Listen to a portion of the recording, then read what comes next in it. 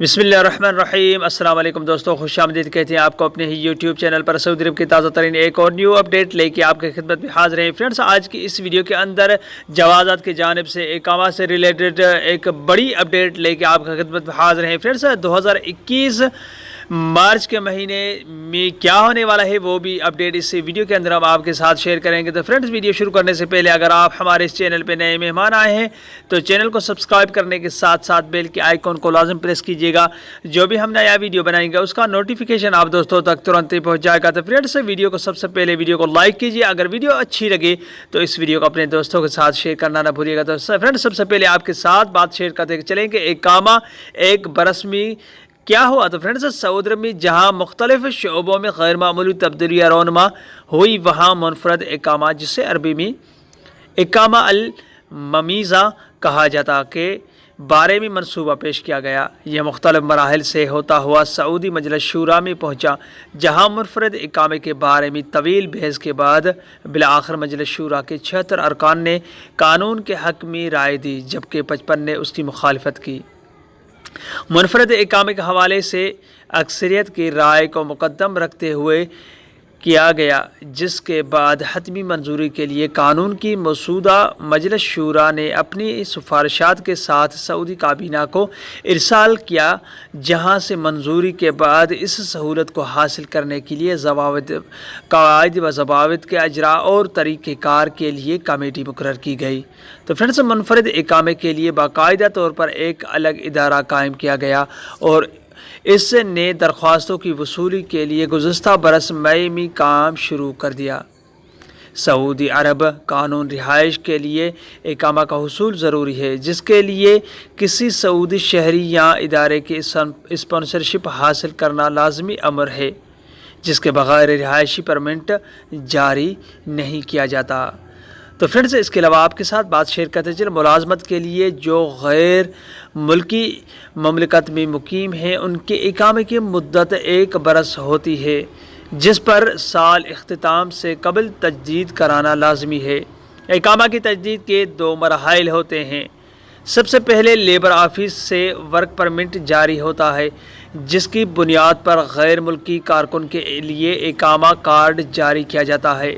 मुनफरद इकामा launch करने से कबल इसके बारे में सरकारी तौर पर ऐलान किया गया था, जिसके मुताबिक मुनफरद इकामा या रिहायशी परमिट हासिल करने वाले के लिए मुतअद्दिद हुकूक और मरात मुकर्रर किए गए हैं, जिनमें सबसे अहम रिहाइश, तिजारत और सनअत के लिए जायदाद की खरीद व फरोख्त, निजी ट्रांसपोर्ट, रिश्तेदारों के लिए विज़िट वीज़ों का इजरा, निजी घरेलू मुलाजमीन का हुसूल वगैरह शामिल है।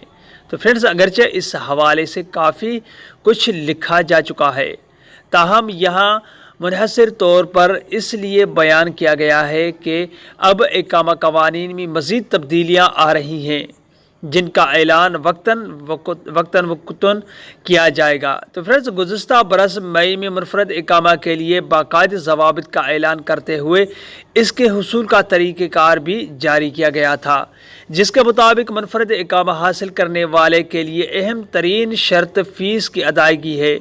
इस एतबार से पहले किस्म के मुनफरद इकामे के लिए सालाना फ़ीस 1 लाख रियाल मुकर्रर की गई है, जबकि दूसरे किस्म के लिए फ़ीस 8 लाख रियाल है, जो मुस्तक़बिल बुनियादों पर मुनफरद इकामा हासिल करने के लिए एक ही बार अदा की जाती है।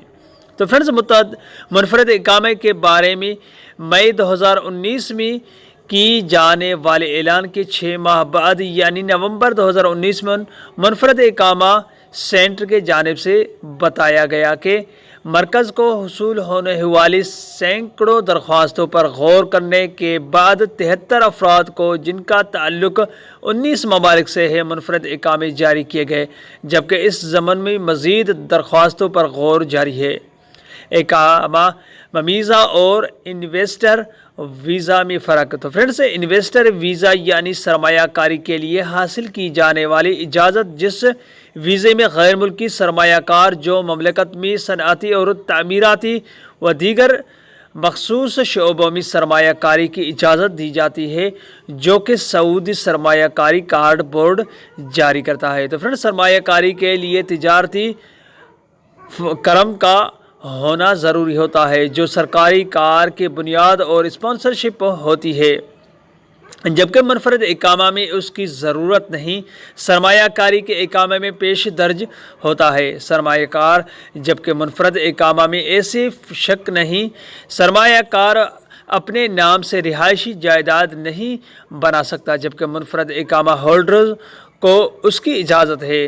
کورونا کے اکثریت منفرد اقامہ پر۔ یاد رہے کہ دسمبر 2019 میں چین سے پھیلنے والی وبا جس نے دیکھتے ہی دیکھتے ساری دنیا کو اپنے لپیٹ میں لے لیا تھا سے سعودی عرب بھی متاثر ہوا، جس کی وجہ سے مختلف منصوبوں پر کام متاثر ہوا اور منفرد اقامہ کے دوسرے مرحلے پر زیادہ پیش رفت نہ ہو سکی، کیونکہ دنیا کورونا کے وبا سے لڑنے میں مصروف تھی اور اقوام عالم کی معمولات زندگی تقریباً منجمد ہو چکی تھی۔ نئے اقامہ پالیسی اور منفرد اقامہ۔ سعودی عرب میں حال ہی میں نئی اقامہ پالیسی کے حوالے سے اعلان کیا گیا ہے، جس کے حتمی اور تفصیلی نکات جنوری یا فروری تک واضح ہو سکیں گے، تاہم نئی پالیسی پر عمل درآمد مارچ 2021 میں ہو جائے گا۔ اس حوالے سے ماہرین کا کہنا ہے کہ مملکت میں منفرد اقامے کی پالیسی میں بھی تبدیلی ہو، تاہم حتمی طور پر کچھ بھی کہنا قبل وقت ہوگا۔ تو فرینڈز یہ تھی آج کی اپڈیٹ جو اقامہ سے ریلیٹڈ تھی، اور 2021 مارچ میں اس سے کچھ تبدیلیاں رونما ہوں گی۔ آپ کے ساتھ جو اس ویڈیو کے اندر ہم نے شیئر کی ماہرین کے حوالے سے 2021 میں جو ہونے والا ہے اور مارچ میں کچھ اور چینجنگ کی جائیں گی۔ تو فرینڈز امید کرتا ہوں یہ ویڈیو آپ کو اچھی لگی ہوگی۔ کوئی بھی سوال ہو دیجیے کمنٹ باکس میں آپ مجھ سے پوچھ سکتے ہیں۔ اگلے ویڈیو تک اپنے ہوسٹ کو اجازت دیجیے، تب تک کے لیے السلام علیکم ورحمۃ اللہ وبرکاتہ۔ پاکستان زندہ باد۔